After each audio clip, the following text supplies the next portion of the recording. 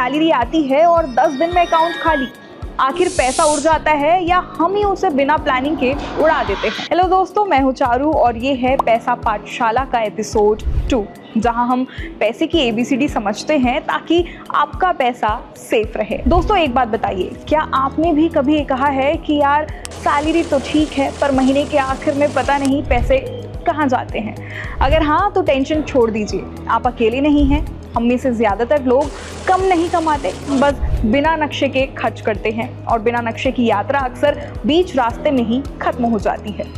यही वजह है कि फाइनेंशियल एक्सपर्ट्स एक सिंपल सा फॉर्मूला बताते हैं, 50-30-20 रूल। नाम सुनकर घबराइए मत, ये कोई मैथ्स का पेपर नहीं, ये बस आपके पैसे को 3 डब्बों में रखने का तरीका है। पहला डिब्बा 50% नीड्स यानी कि ज़रूरतें, जिसमें किराया, होम लोन, बच्चों की फीस, राशन, बिजली पानी, ट्रांसपोर्ट, EMI यानी वो खर्च जिनसे आप भाग नहीं सकते।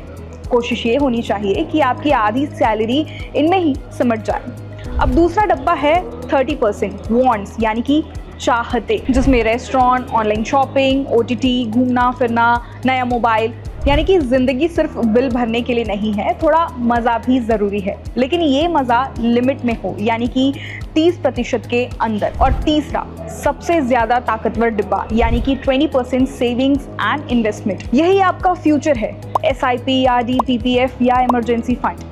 नियम ये कहता है कि पहले खुद को पेमेंट करो, यानी सैलरी आते ही 20% अलग कर दो। जो अंत में बचे वो सेविंग्स नहीं, बल्कि जो शुरुआत में अलग कर दो वही असली सेविंग है। मान लीजिए आपकी सैलरी है 60,000 रुपये, 30,000 ज़रूरतों में, 18,000 चाहतों में और 12,000 सीधे सेविंग्स में। अब अगर ज़रूरतें 30 से 35,000 पहुँच रही है तो समझ जाइए कि कटौती चाहतों में करनी पड़ेगी। शुरुआत कैसे करें? सबसे पहले अपनी नेट इनकम लिखिए, फिर पिछले 2 से 3 महीने का खर्च नोट कीजिए, उसे 3 हिस्सों में बांटिए, जहां गड़बड़ है वहां सुधार कीजिए।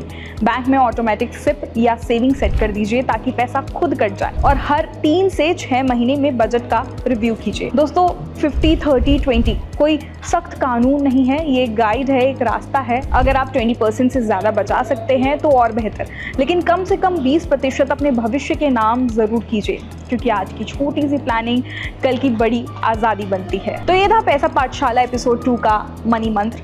अगर आपको ये वीडियो काम का लगा तो लाइक ज़रूर कीजिए और शेयर भी।